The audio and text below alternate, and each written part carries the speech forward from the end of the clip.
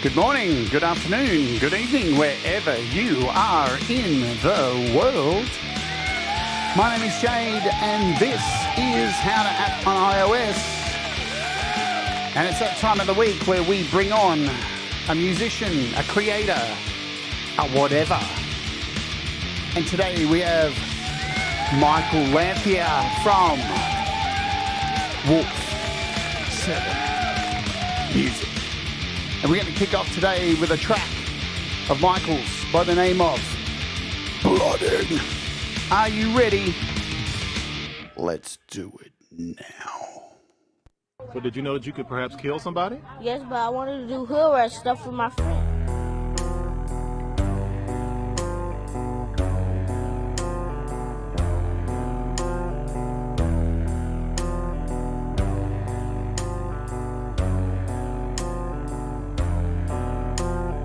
Natural soak sawdust still in the air. Next comes the smell from the blood everywhere. Going white light for the SSEI. Stop making men out of the boys we brought tonight. Reach bang through the door, put 2 on the floor. Room 3 northwest, Bravo team, smoke the rest. Gather the boys or bring them inside. The plans tonight shouldn't be a surprise. Gonna widen their eyes and open their minds. Blood creates the ties that bind. The blood creates the ties that bind. Triangle of death, circle of pain. Heart, lungs, and a couple to the brain.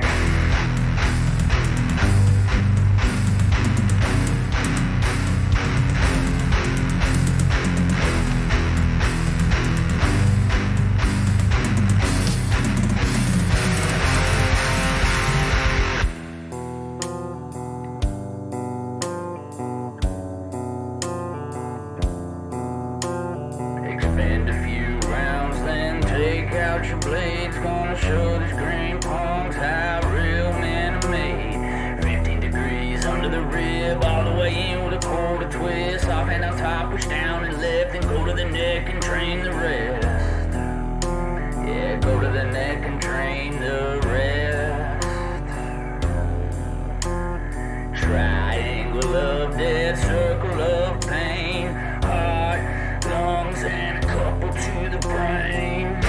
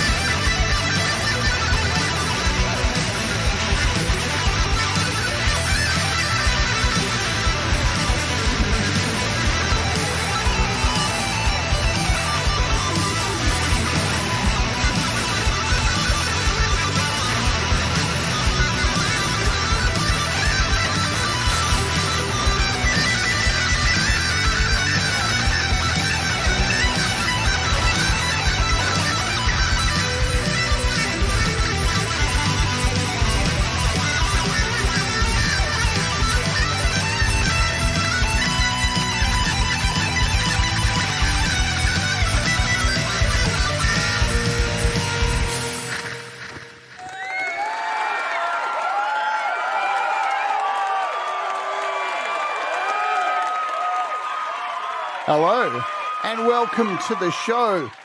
That was Blooding by our very special guest today, Michael Lanthier. How you all going out there? You're all excited. Sorry for the late delay, but these things happen, so we adjust because that's what we are. We're very, very elastic as human beings, and we're going to discuss some of that today. Are you an elastic human being? Are you able to be stretched to the limit and then brought back and rebuild and create yourself again? Because you kind of need to be in this world. And speaking of that, I'm going to put out a PSA at the beginning of this. There may be subjects in today's interview that could affect you, yeah? Could get your mind going in a little bit of a tiz. And I always want to put it out there that be safe. If there's something is spoken in this, click off. Go and take a break because there's a lot of stuff about mental health and stuff that's going to be discussed today.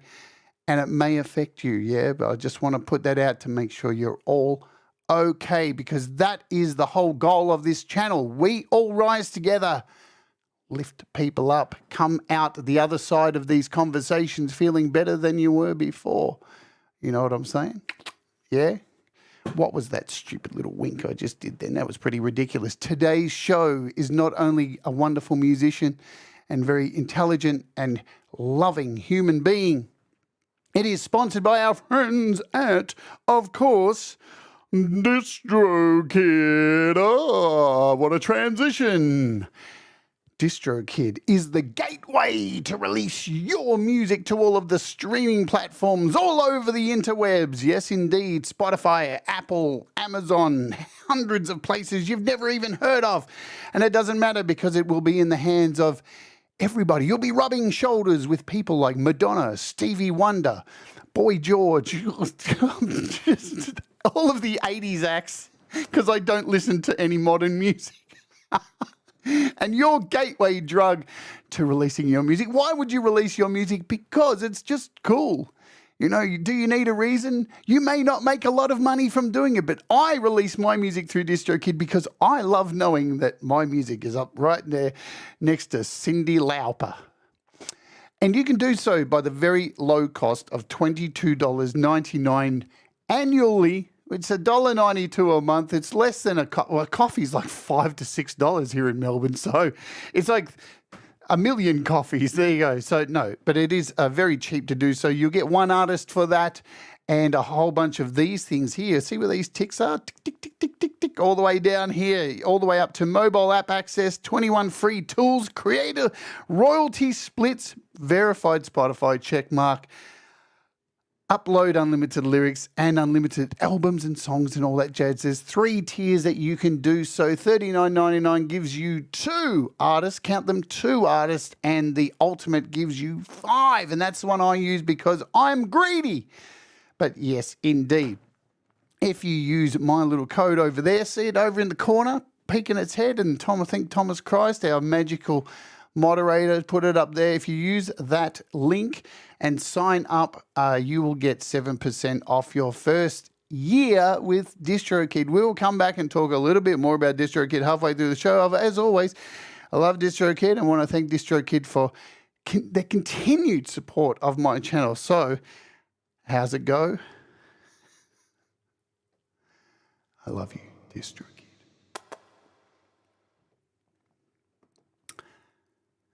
Are you still here after my passionate moment with DistroKid? Okay, good.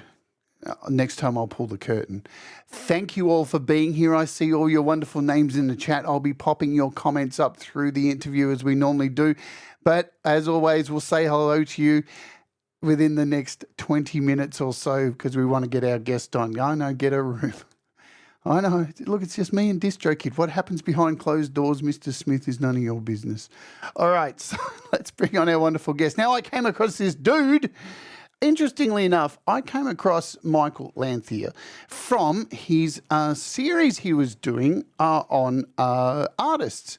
And I really didn't know much about him. And then I ended up on a chat on Development of a Void's channel where we were just talking, shooting the shit about stuff and things and life and all this. And, yeah, I think we are becoming closer and closer. We align on a lot of things and some things we differ. And you know what? That's okay, right? So I thought I really want to have this wonderful human being on because of his amazing experiences and his fantastic music. And I think everyone's going to get a lot from this. So without further ado, let's bring on the man and find out a little bit more about him. Ladies and gentlemen, tables and chairs, pull down your undies and show us your hairs. I don't know why I said that. That is ridiculous. Let's bring him on. Michael Lanthier. Oh, yeah. Hey-yo. Hello. Hey-yo. Welcome. So I have to say, I see in the chat someone's at half mast, so I just want to make it clear it was you, DistroKid, and me. We're in a threesome. Okay? If there's some half mast in the chat, I want to be involved. Saying. There you go, DistroKid. We're all in. We're all in. Anyone else want to join in? The cameras are open. We'll be. I'm not even going to take my mind out of this. Welcome. Thank you for joining me. I know you had a little bit of hassle. You had to like sort some things out to get here, but it's all good. I don't mind moving the show around and all that jazz. Are you doing well? And I appreciate you for that. You're okay. You're healthy. You're all well. You've vibed. Yeah. All right. I am very healthy, very well. I have lived. I'm going to hit you with the first question. I hit everybody with, what does music mean to you? Fuck. Oh, my God. What does music mean to me? Yeah. Music, I would say that music on many, many, many occasions in some way has saved me. Music to me is one of the few things that I can focus on and everything else is gone. And when I say that, what I mean is anything else that might be going on in my life or my mind at the time, sitting down, playing music, sometimes just sitting down, listening to music is one of the few things in my life that shuts everything else out for that time. So for me, music is a break or therapy even. Music is probably the most important thing in my life, one of the most important things in my life. That's what music means to me. Is there a time in your life where there's just been this moment that music has it's just pulled you out of a hole? Oh yeah. I mean, countless times. I mean, my childhood music, every day it pulled me out of a hole. Once I started playing guitar, that was the only real escape aside from points in time where I could actually spend like extended periods of time like outside of my parents' homes.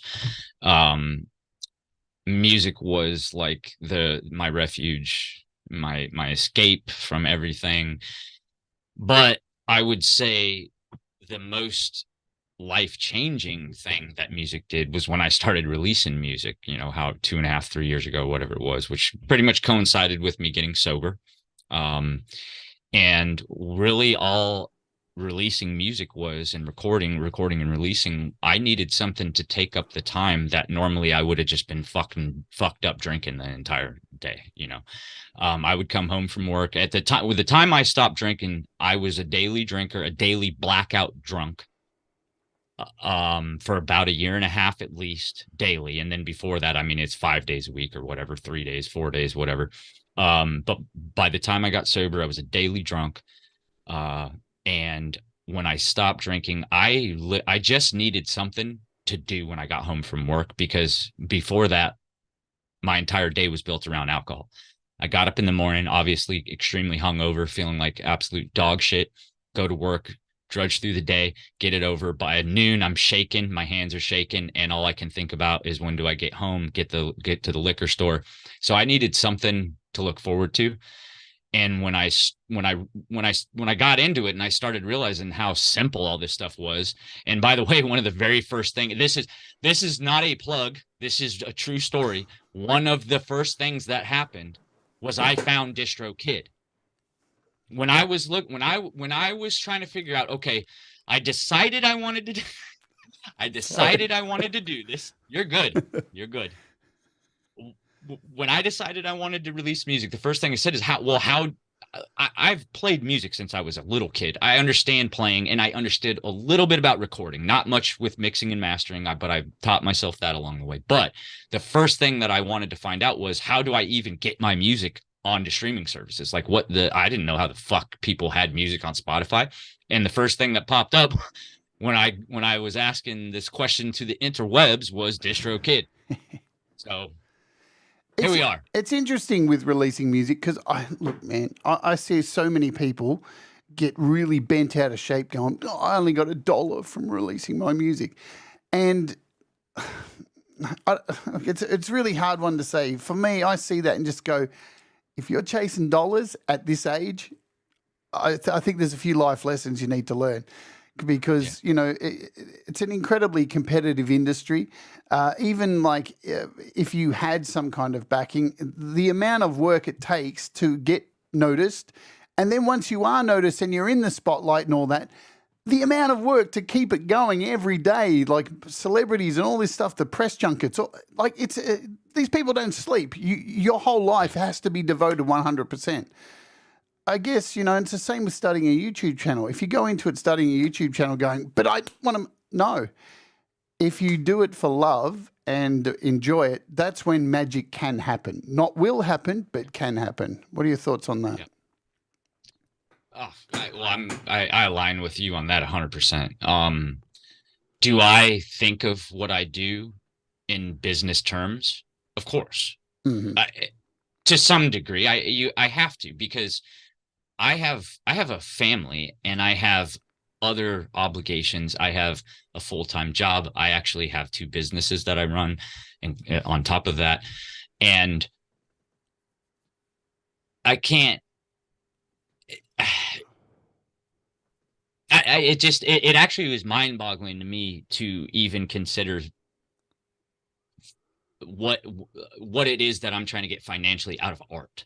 Yeah. To me, the two things do not make sense. In fact, this is why, like, I had a conversation with somebody one time. They were talking about artwork as in like paintings, and talking about just how much money people will spend on certain paintings by certain artists in certain periods, things like that, and how ridiculous is it. And I said, no, I said, it's not ridiculous. I said, art is as valuable as the person who's enjoying it decides it is.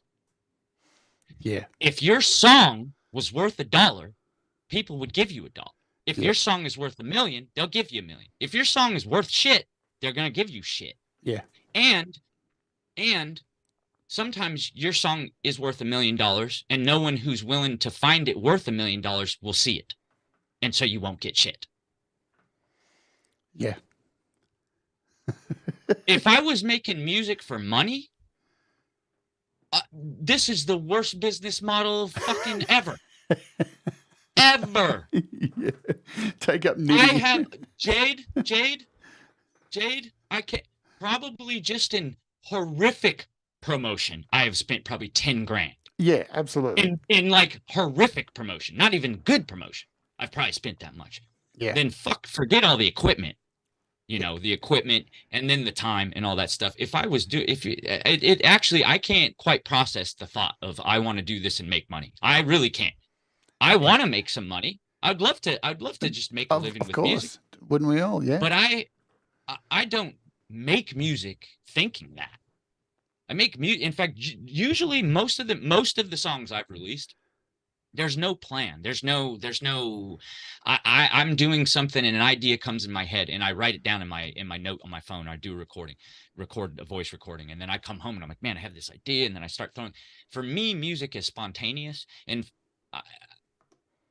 even a very well arranged and mixed and mastered track I release, probably the initial process of how the song came about might have been a 5-minute thing where something fell in my head and all of a sudden I'm like, oh shit, I got to write this down. And then I come in and I record it real quick. Now the process of making it listener friendly, that might be days or weeks, but often my songs I'm recorded in hours from the time I have the idea.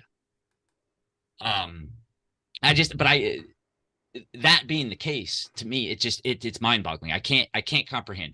I want to make money. Yes, I want to make money with my music, but I also understand that my music has to have the value to the person listening to give me the money. It's weird. I'm almost like worked up. Like I can't get it. I don't get it. And I know these people. I know plenty of these people, and I don't get it. And in my opinion, this is my perspective, anecdote, no data, just me. People who make music to make money, usually their music fucking sucks. People who make music and don't give a shit, their music's usually better than the music that's fucking signed doing world tours. Yeah. So, Yeah. If you're writing music for other people, that works for some. It does work for some.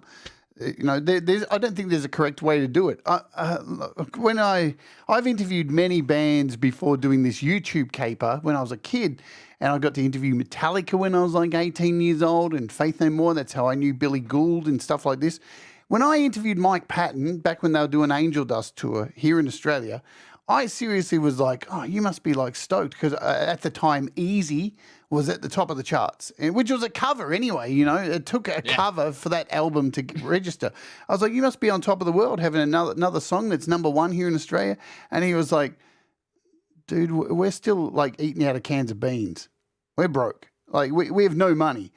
And I think people don't realize just how hard a slog it even is. And Thomas Christ mentioned this here, even the big bands are struggling because everything's based on merch, and it's so interesting seeing young artists. I always laughed when I was a kid, Michael, and I'd see some band come and play at a gig and they'd open for us and we were headlining. And they're like, oh, we're going to make it. We're going to be like going to the UK and touring. I just like look at them and go, oh, you poor thing. Play the lottery instead. Yeah, have fun with that, man. You're going to be in a lot of debt. Trust me. Yep. So let's talk about how music has inspired you in your household as a kid. Do you recall the music that was played either at parents' house or grandparents' houses? And who were some of these artists that you would hear played on the radio or record players or whatever it was? And have they influenced you? I'm going to be honest, on the spot, it'll probably be difficult for me to think of a lot of specific bands, but I'll just start talking about it and it'll probably come to me. Yeah.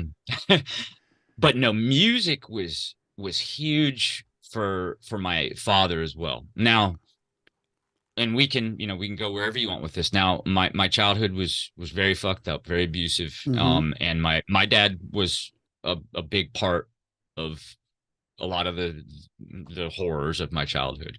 However, I'm also now someone who's capable of taking the things that were positive away from the experience, regardless of the person. And my dad did a lot of great things for me. And when it comes to music, my dad himself was a musician. He wasn't a practicing playing musician. He'd mess around on the guitar stuff like that with me sometimes. And we ended up at one point, I had a drum set and he was actually a drummer by like in terms of his expertise in music. But one of the great things about him was the diversity of music. He was the kind of guy who he's like, hey, you like a Whole Lot of Love by Led Zeppelin. I was like, oh yeah, that's a great song, Dad. He's like, well, here, let me show you some real Led Zeppelin. And he taught me. My dad taught me Led Zeppelin is a blues band, not a rock band. Yes. And see, so this is the kind of stuff, I grew up. And by the way, there's a lot of stuff that wasn't even, mainstream, even in the classic rock term. My dad was the kind of person, even if it was a mainstream, just like I said, even a mainstream, large, well-known band, my dad was the type to show me, he's like, here's a demo that they never released, like, hey, listen to this is real music, So very musical in terms of my relationship with my dad.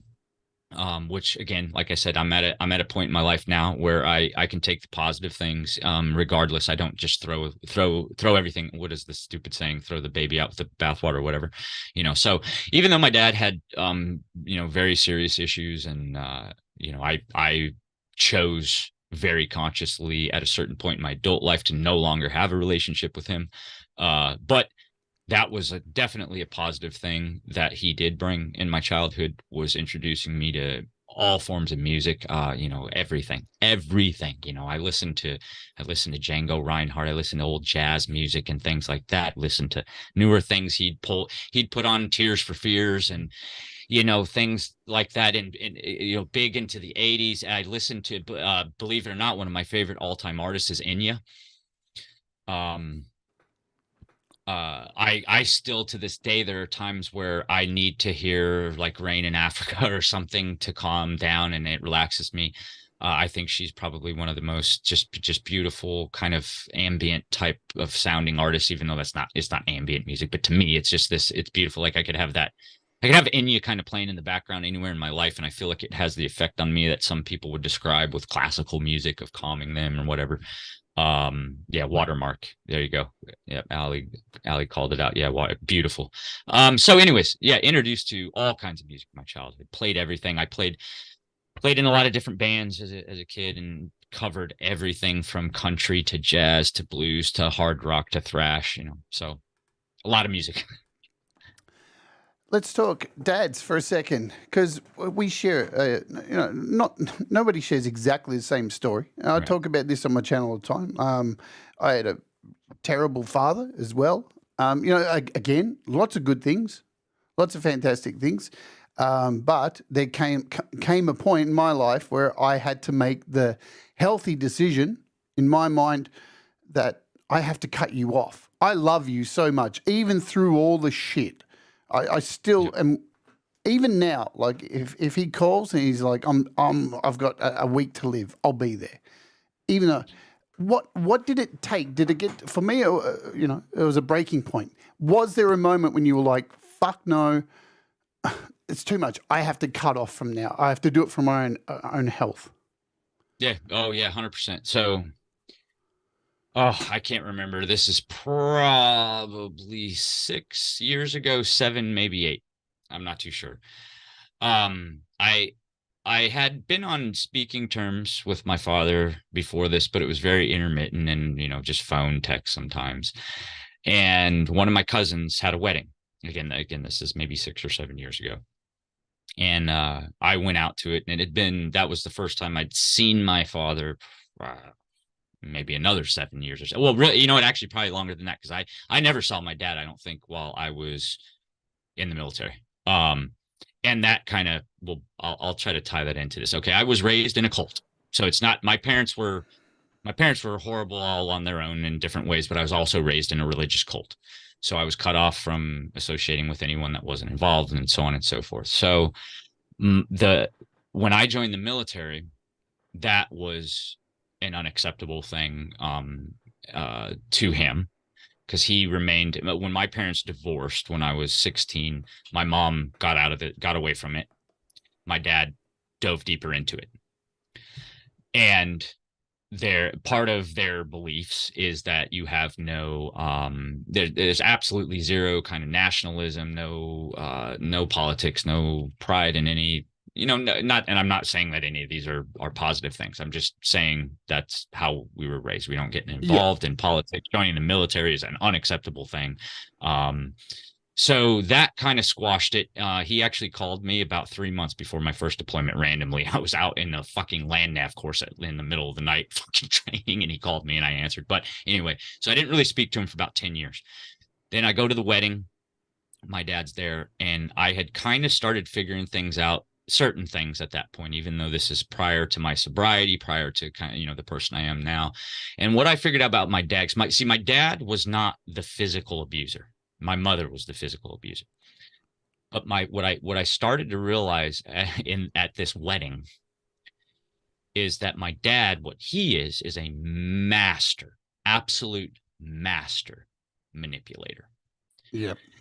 And what I realized as an adult is that I'd rather get punched in the face than be used and manipulated. And part of the manipulation had to do very much with my dad's involvement in said cult. And essentially, it's that and nothing. And the irony to it is still to this day, and my dad and my father has passed, by the way, and still to this day, I cannot figure out I can't figure out my dad. My dad might be the most intelligent human being I've ever met. I mean, he's probably like, and I know this is fucking stupid to get into these metrics, but my dad's probably like 160, 170, like out of this world, like IQ. I remember when I was a teenager, my father we would be inundated by phone calls in like May and June from like every major university in the United States and some in Europe calling to try to hire my dad as a professor in cosmology, astrophysics, these kind of things. My dad he has several doctorates and several master's degrees in very, very difficult fields of study. So my dad is a genius. And why I had such a hard time with my father being this genius that I knew him to be is that he believed things that I knew to be absolutely fucking untrue and ridiculous. And then what I figured out is my dad's a manipulator. And so what I found myself believing in that conversation, in those moments, is that my dad knows he's wrong and he doesn't care and he wants to use people with it. Yeah. And at that point, go fuck yourself. I don't care who you are. You can go get fucked. You can go away. Yeah. So that was it for me. Absolutely. Sounds not exactly the same, of course, but yeah, for me, it was a light bulb moment. You know, you're not going to change. You're not willing to change. I've changed as much as I possibly can, and see you later. Good luck with that. Exactly. We're gonna delve more into this. Welcome everybody. For those who've joined while we've been chatting. I'm sure we're going to get a lot heavier as we go on. I'm going to play another track. Oh, yeah. Because we're at the 30-minute mark. And it's time to, take a breath before you better grab your ankles, folks. It's going to hurt today. There's an old term. So let's play Brazen. Do you want to tell us about this before we play it? Yeah, actually, that's a great segue because basically all the things we were kind of talking about. I mean, me getting to this point in my life, brazen is essentially, this is my statement. I don't care what anyone thinks about me or what I do or what I say. I don't care. I accept who I am 100%. I accept what I am. I accept my failures. I accept my faults. I accept that what I believe, things that I think, things the way that I see the world are going to be unpopular to some people and going to be outright hated by others, and I no longer give a shit. And that's what brazen is.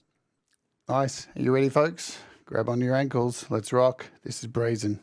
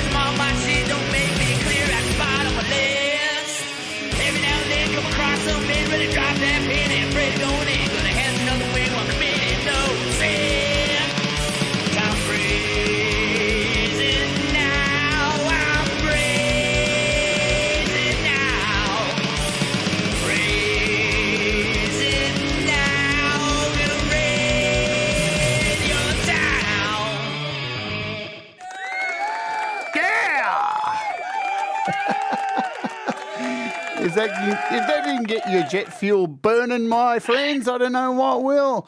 Thank you very much, Pookie, for the 10 gifted memberships. 10 of you lucky people now have emojis in the chat. And guess what? There's 2 Michael Lanthier emojis for you to throw around in the chat today. And do whatever the hell you want to do with. Let's say hello to everybody here. We've got Independent Men United. We've got Fat Panda Cat, Scott Borthwick. What's going on? Robbie Dingle. We've got Hugh Caldwell, Hetriani, Seagull Rock Squawk, Ali Gratilla. So who else do we got? Sinister Snake, hello. We got Pookie, of course, who donated those wonderful memberships. Brad Examples joined us. Guzzo of Oz is in the house. Type something in the chat so I can call your name and I don't have to go searching. Not Crazy by Crazy Lady. Michael Song's in the house. Thomas Christ, of course. Want to thank all of the amazing moderators on this channel as well who work so hard putting links and stuff and just supporting me here every day. Greg O'Sullivan's in the house. Kim Hutton Hudson says, blah. We got Lynn. Hello, Lynn. Good to see you. Who else did I see up above? I can't remember. I know there's lots of other people here. If you haven't written to me, I can't scroll up that high. Mr. Smith, of course. Tongues to Mr. Smith.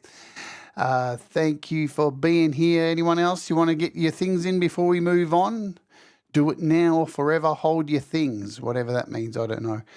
Oh, and your computer won't allow an eggplant and my emoji to be in the same text. Oh, really? It doesn't allow it. It's weird. You know what? You can't do an eggplant emoji with mine. It just it won't work. Oh, really? Well, there you go. It doesn't work. No, it doesn't work.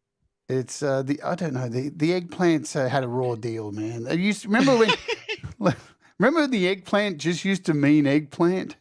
Oh yeah, yeah. It's been a dick for a while. It's been a dick for a while. But you know, human beings, huh? How is this? We take an eggplant, we turn it into a dick. We just can't help ourselves. Say, this is more evidence, my theory, that we are just fucking primates that are aware we're going to die. Oh, yeah. Because we turned eggplants into dicks, and we love it, and it doesn't go away.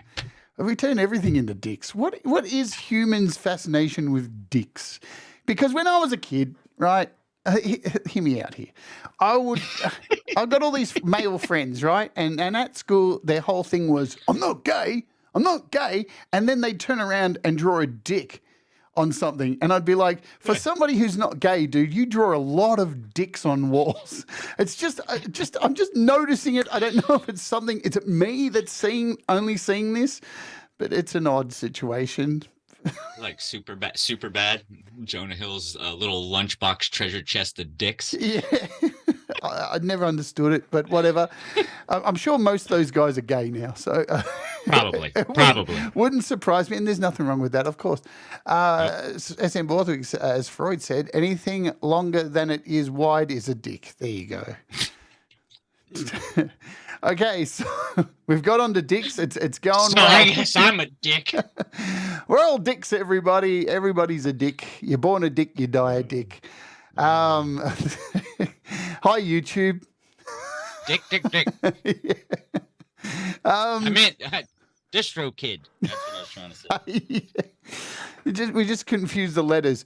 What was the first album, my friend, you purchased with your own pocket money and was given to you as a gift? Do you remember them? I think one of the first. Oh man. I think the first time that I had my own money and I went to the store and I bought CDs, I bought Nirvana, Nirvana. Good one. I bought Dark Side of the Moon. I bought Tears for Fears. I spent like $40. I bought like, or whatever. I bought 4 things and I don't remember what the last one was, but I think, oh no, you know what it was? Oh man. 10 years after. Very unknown band. 60s kind of Flower Child, that type of movement. Yeah, those are the first 4 I think I bought with my own money. Very broad stuff. Tears for Fears are a fantastic band. I mean, one of the greatest. Those hooks, you can't. You can't beat that stuff. I mean, they still put some of their biggest tracks in brand new media today, movies and TV. You'll still hear them. Yeah, they're amazing songwriters.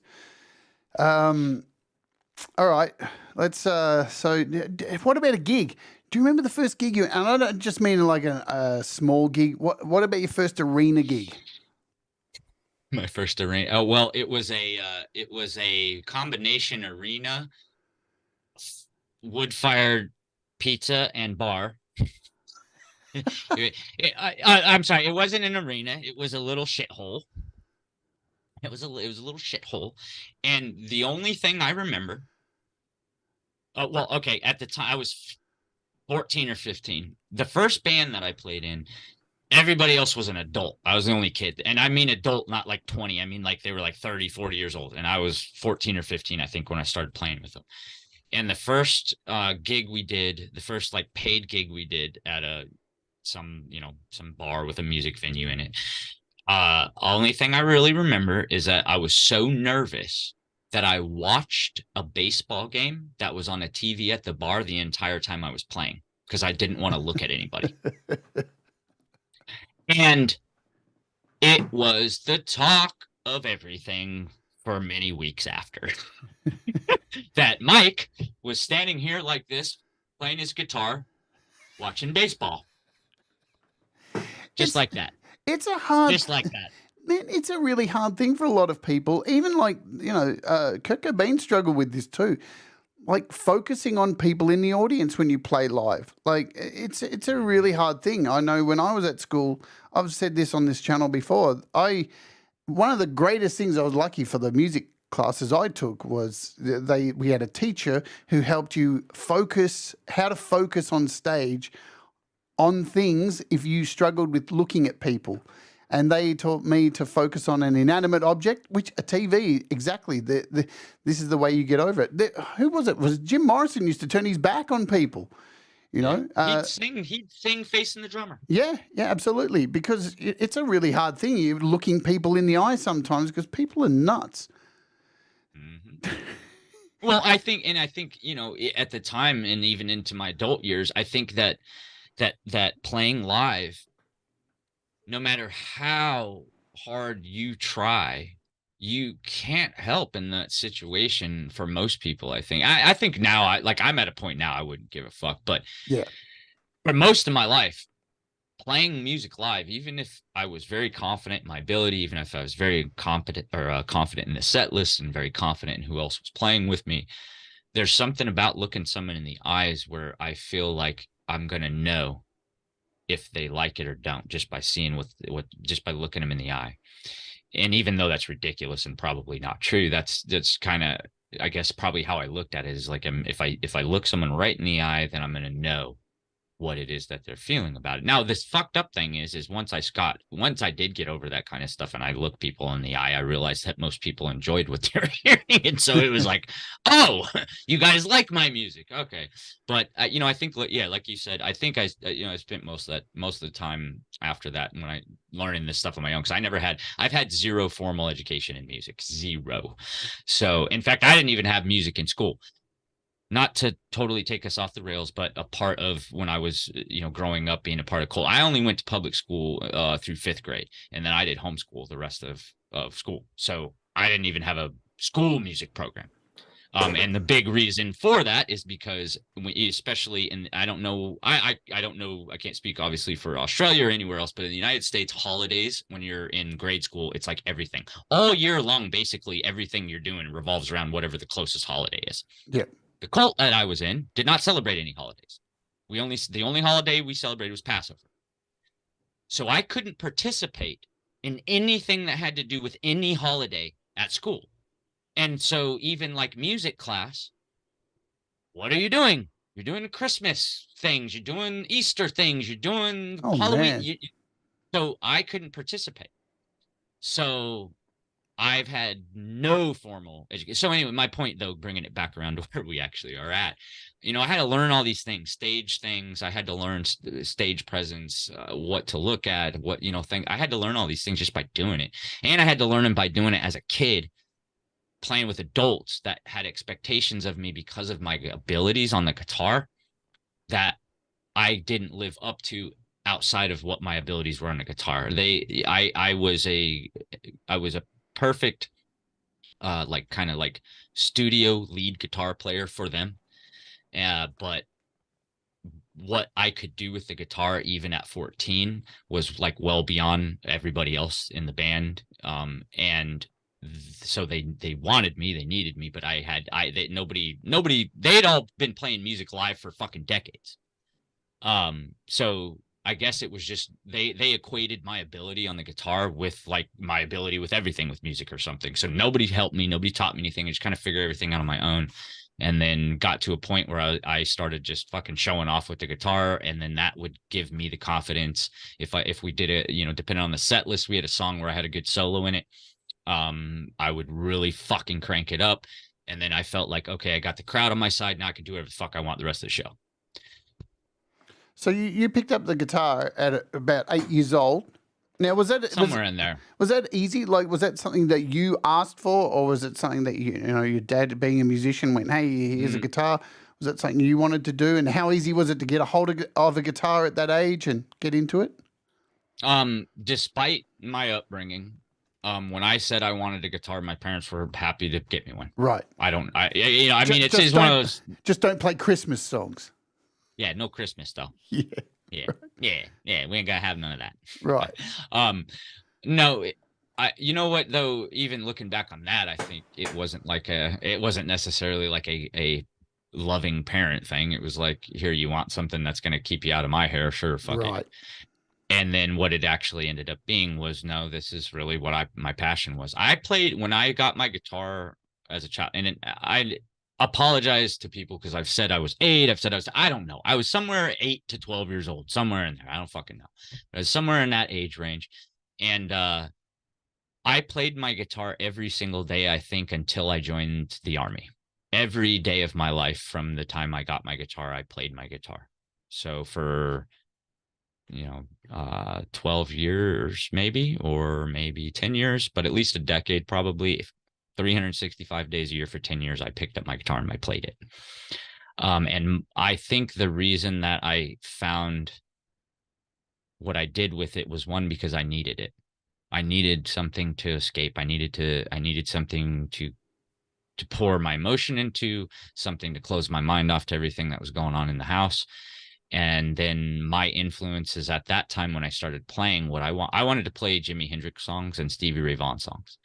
So, and I didn't give a fuck that I didn't know how to play the guitar. When I got my guitar, the first tablature that I bought was the Jimi Hendrix Experience. It was the first tablature I bought. Absolutely ridiculous. I've never touched a guitar. And I want to learn to play Jimi Hendrix. But I spent every day of 10 years playing my guitar, and I didn't care. And even in the first 2 years, by 2 years in playing the guitar, I could basically play Jimi Hendrix discography live without anything in front of me.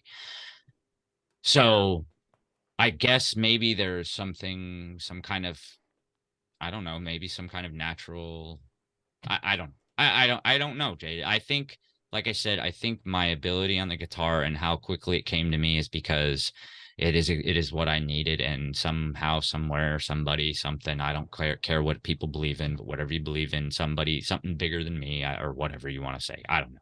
I have no idea, but it just worked. I think I know what it is, because in the very short time I've known you, you're very driven. I can tell that. And you don't give two fucks, but you do. No. But you do. I do. Right? Yes. This is the thing. When it's interesting when you hear people say, I don't give two fucks what you think of me. Right? And some people can maybe take that and go, oh, geez, that's a bit like, it's like, hang on a minute. Yeah. Like I say it all the time. But I remember when I used to say it, I did mean something else. I didn't give two fucks. Right. But you get to a point, I think, where you don't give fucks what people think, but at the same time you do, because you're so passionate. But look, I'm a firm believer in people can pick up an instrument and have no education, just like anything. If you want it, you'll do it. You can make it happen. You can. It's like the concept of that book, The Secret, right? It's a stupid book. I remember one of the passages in it. I went to a jewelry store and I looked at the jewelry in the window every day, and I went and looked at it, and before long I had that. And it's like, shut up, you idiot. It's not looking at the window. It's the desire that you wanted that thing, that you worked really hard. You're giving like credence to this thing that's just like looking in a window. That doesn't work. Like, but if you want something, you make it happen. Mm-hmm. Yeah. Yep. Yeah. I couldn't agree more. Yeah, I'll clarify too. When I say I don't give a fuck what people think, that's just a vulgar way of saying that I accept all things I can't control. Mhm. That's all that is. I'm not saying I don't care about things. And by the way, this has come up in a lot of my live streams with people. Acceptance and apathy are polar opposites. And when I say I don't give a fuck, I'm explaining acceptance, not apathy. Yep. So it's very fucking different. Very different. Yeah, absolutely. Polar opposite things. And then to go along with what you were talking about, like with The Secret, you know, this is an interesting thing too, is in the last 3 years, as I've been growing and changing and been sober and all this, you find all these little cliche things. You start realizing that there's a lot more meaning in a lot of them that isn't as corny and cliche as you think it is. Because what vision boards really are is, I want this so bad, this thing right here on this, and I don't have a vision board, by the way, I don't need one, but I want this thing so bad. I have to figure out the steps to get it. It's not about looking at it and fucking, I want it. It has nothing to do with it. It's a reminder every day that you're on step 2 of step 789 that you get the thing. So now I looked at it and oh shit, I'm on step 2, got to do this. Okay. I'm not looking at it fucking waiting for God to give it to me. I'm looking at it so that I remember that, oh, fuck, I forgot to write this down today to do that. And then, okay, and then the next thing I have to do to go towards that is this. That's what it is. It's not magic. It's a reminder to do the shit you're supposed to do that you already should have known you should do, but now, like I need a reminder. I need a reminder all the time. In this conversation, 3 times I've been in the middle of a thought and a statement and completely forgot what the fuck I was talking about. So I need something in front of me or written down. Like, that's what The Secret is. That's the vision board. That's what it is. You're not looking at something hoping God gives it to you. You're looking at it so that you know the steps you need to take to get to it. Absolutely. Man, I've been in, I've, you know, we'll talk a little bit about religion and stuff like that. I've been involved in pagan communities, right? One of my partners was pagan. I went and did all these rituals, and I'd hear this term get thrown around, witches and all this stuff. Magic happens. And I'd be like, wow, that's really, that's a really throwaway thing. Like, oh, it just happens. It's like, no, I'm sorry. No. But I would watch these people, right? And they do their like drum circles and they do their rituals and they go, but see what happened when we opened the circle and how magic happened? It's like, no, you fucking manifested it. Like, it didn't just happen. Like, that's the magic. It's you going for it and going, I want this. I want to make it happen. And sometimes I would sit there and watch and go, but this isn't happening. But in your mind, you're manifesting it. So who am I to sit here and go, that's a load of hogwash. You're all idiots. You're all dancing around the fire and you're pretending this happened. But obviously it was happening for them because they made it happen for themselves. Right? Just throwing it out there, I always got upset about that term. It just doesn't happen. Like you like millionaires just don't become millionaires. Well, unless they get their parents just hand them the money. Right. Like that's different, you know. Speaking of making things happen, you know, you touched on this at the start, being an alcoholic, and then we'll play another song. What was it? How did you kick it?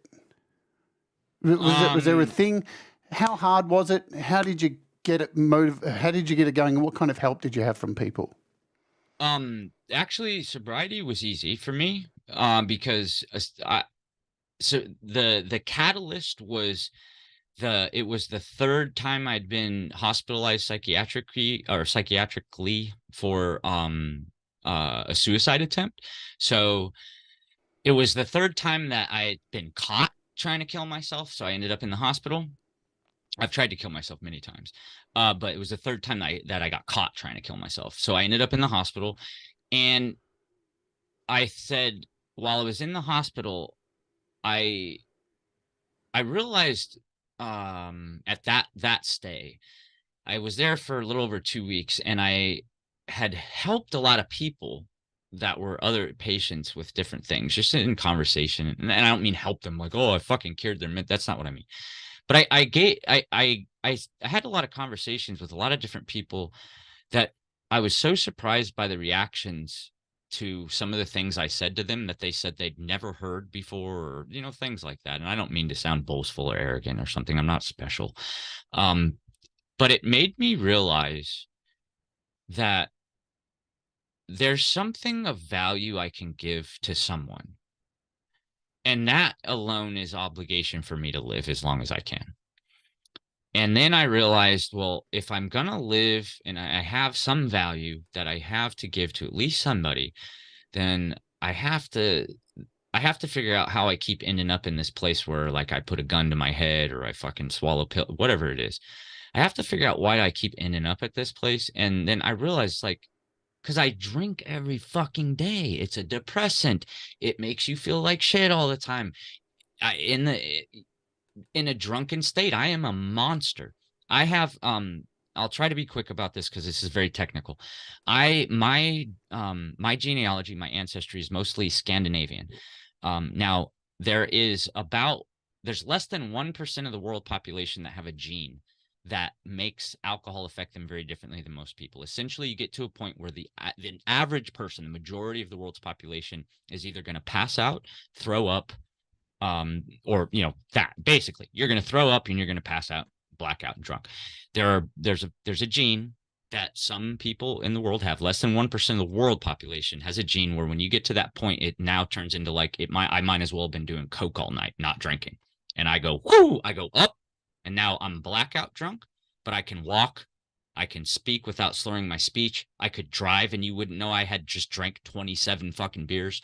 But unfortunately, with Scandinavian ancestry, that percentage goes to 18% of Scandinavians have that gene, which I do.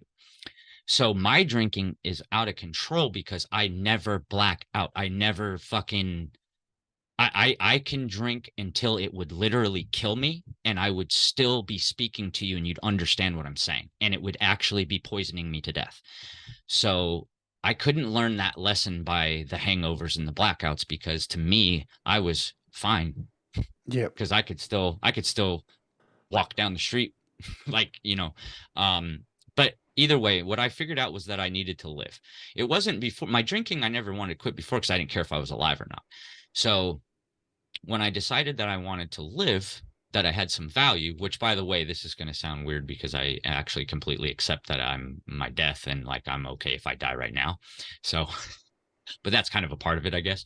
But when I decided that I should live, that I have some value and that I can give some things to certain people, I said, well, the biggest problem, the thing that's going to stop that from happening is me drinking. So I just didn't drink anymore. And that was it. And I've never thought about it again. I've never relapsed, and I really don't care. And actually, my girlfriend drinks. We go to the bar and have dinner, and she sits down next to me and drinks a beer, and we have dinner together. It doesn't bother me at all. I don't give a shit because it's just not a, I don't know. I don't know. I see the world, I guess, very differently than most people, because most of the people I know who are recovering do not share any of those sentiments that I just shared. I don't care if other people drink. I don't care if other people do drugs, and I'll be around other people who drink and do drugs. It affects me in no way. But for me, I got to a point where I realized if I keep drinking every day, eventually I am going to kill myself, you know? And, you know, I don't want my family to find that, you know, it's horrific. But I do completely accept my death. I have no fear of death, and I accept that it could be tomorrow. So it's kind of a thing for a lot of people, again, about something about me that people find like, what? I don't get it. What, like, you want to live, but you don't care if you, yes, I want to live, and I want to give any value that I have to anyone who wants to have it. But if I die, I die. I don't care. I'm ready. Not ready. But I accept it. I accept my mortality. That's what I mean. Absolutely. Yeah. I think it's hard. Man, if we were able to, as a species, accept our mortality, I think we'd be in a much better place than where we're at right now. Everyone's so scared of it. It's like, it's just a light going out, man. And while that bulb's burning, just burn it as bright as possible. That is all there is. Like, leave your mark. So much wasted time when you should just be living. Yeah, totally. And, you know, the so much organized religion focuses so much on this stuff, and it's like, you know, the death, the end. It's like, I ain't got time to worry about the end right now. Holy shit. The easiest way to control people is with fear. Absolutely. Yeah. Many Vibes ask, what did you replace drinking with? Music. Yeah, I mean that, like I kind of explained earlier. Basically, She I wasn't started here. recording. Oh yeah, yeah. I started when I started recording and releasing music. That was what I chose to do because I played music, but I'd never recorded and released music, not even with a band. So I just needed something to fill the time. It was more the time. It wasn't that I wanted to drink. It was just that like I needed something to do because I knew if my mind was free, even though I was sober, my mind was still capable of going to some horrifically dark places, even without the booze. So I needed that to do. So some music, I guess, would be the answer. Speaking of, let's play some music. This is a track which I've just randomly selected called Bums. What's it about? Bums? Mm. It's pretty self-explanatory, and it's a lyric video. So I think if any bums are in the chat, they'll fucking see it and they'll leave. I love it. Let's do it.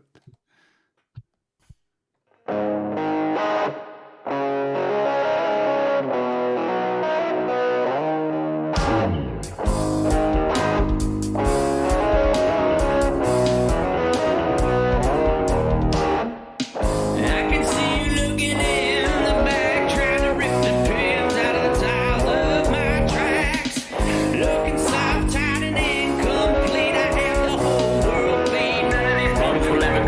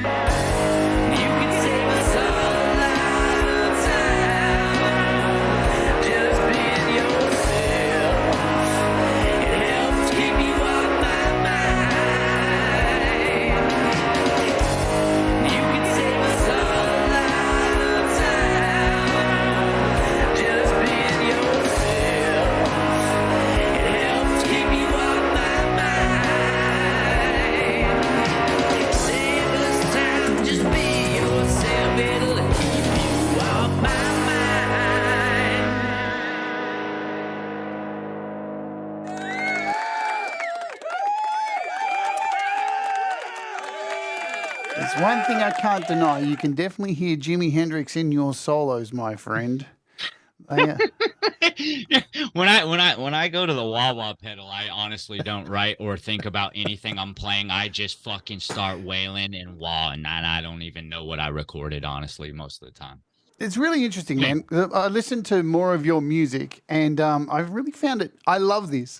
All right, this is a plus. I really love it when I find it hard to describe what genre you are, because I can tell there's a lot of stuff in there. There's like, I feel this hip hop kind of thing in there as well. I have some hip hop tracks, Jade. Yeah, and I know this, but it's amazing how like on earlier stuff I heard is hip hop stuff. So if you haven't, the links are in the description. Everybody, just go through his catalog, right? But the way it's evolved over time and become and taken all these other influences and that Hendrix influence, that rock and all very raw, vocals as well too, very hard hitting stuff in there. The lyric style reminds me kind of like of Eminem, but not the same, but just how he's really hard hitting and he just speaks truth, right? How he's feeling. So I get that style in there as well, which is hip hop. Hip hop's a lot of that. We have to do our sponsored read now, so let's ode over to DistroKid for a moment, because I'm going to talk about my friend. I'm going to keep. Make sure I'm going to keep Michael in here, because Michael is a user of DistroKid as well too, and mentioned that at the start. Is there what's one thing about DistroKid that you really like that keeps you staying with them, my friend? There's a lot of things. I'll give you three, because I can give you three. All right. So one, the affordability for what you get is unprecedented. The affordability for what you get is unprecedented. And what I mean by that, and that leads me to the second thing. The second thing, I love the way their hyperflow pages work, because I can release a song, I can preload all my other stuff like Bandcamp and a music video, and they let me put all those links right into my hyperflow page. So when I release a song and I put that link, somebody clicks on it, it shows them everything. You can click right on my music video, you can go to my Bandcamp, or you can go to the streaming services. It's incredible for that. And then the other thing that I love about it is the other thing that I needed to do when I started was I didn't know how does anybody hear it. Okay, if I upload it and it goes to, so what? I don't know. Slaps. That's how I found some of my earliest friends in music that I'm still friends with to this day. Some of my best friends in music, that's where I met them, was in Slaps. And Slaps gave me the opportunity to actually get a little bit of traction with people following me on Spotify and Apple and all that stuff. So DistroKid's amazing. And I would assume from everything I've said so far, people would know if I'm saying that right now that it's the truth.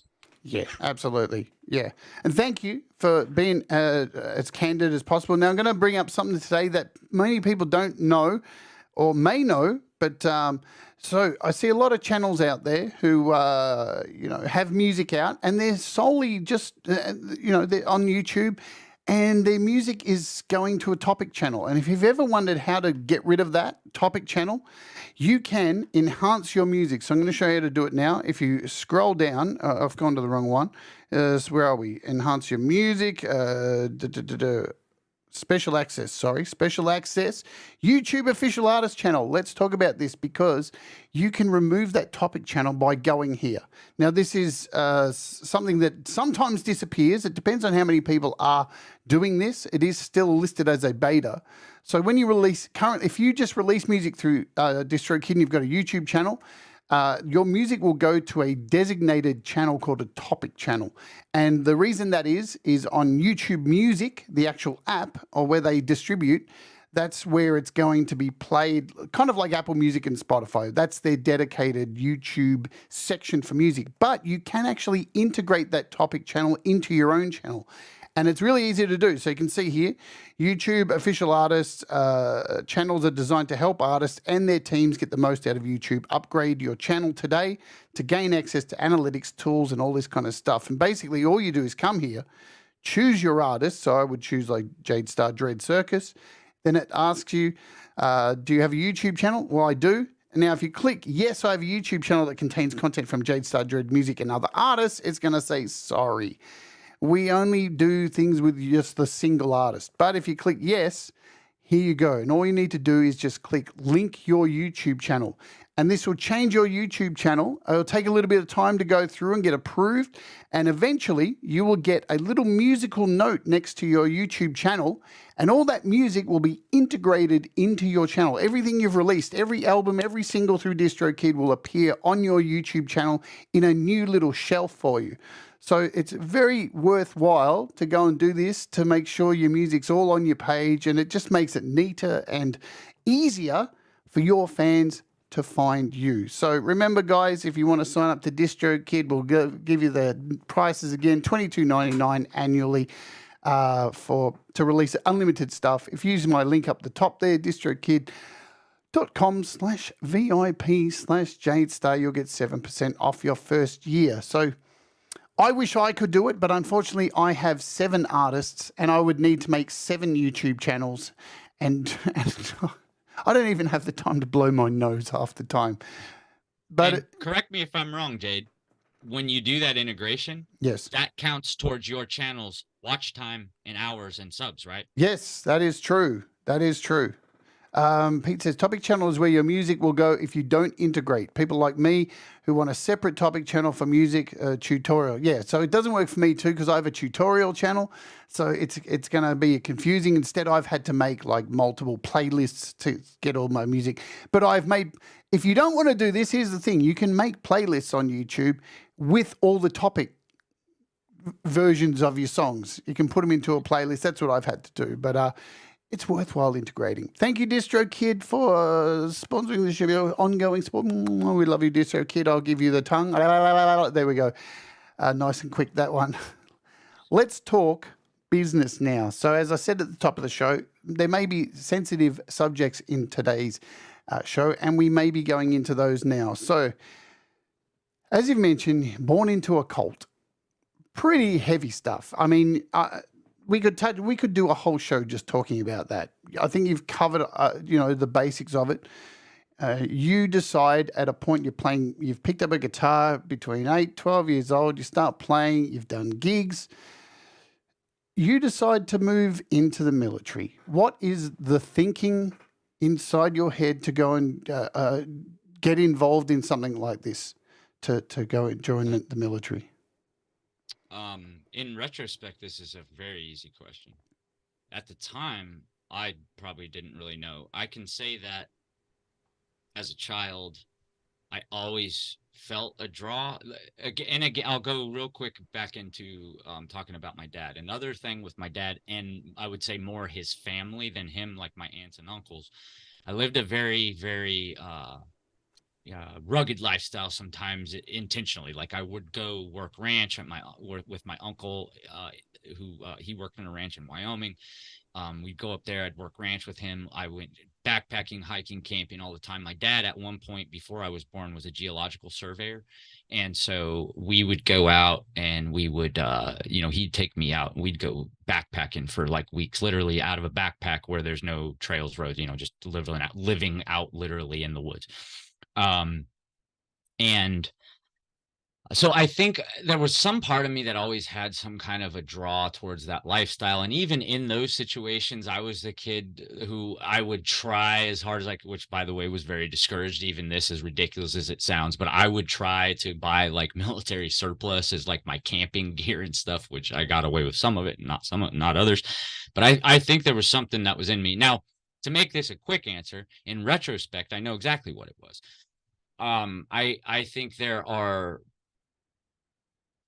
I don't know where it's from, or if it's just something, maybe it's genetic, maybe it has nothing to do with, I don't know what it is, but Carl Jung, Nietzsche, everybody, every major name in psychology and philosophy has talked about this for thousands of years, the archetypes of humans. Okay.